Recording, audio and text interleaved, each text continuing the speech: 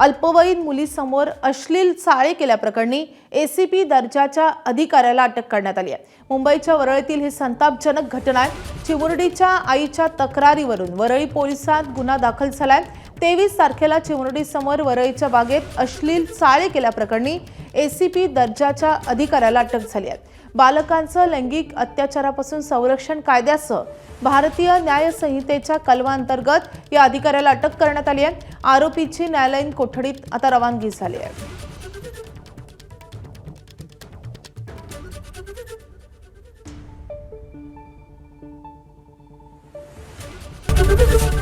ABP माझा, उघडा डोळे बघा नीट।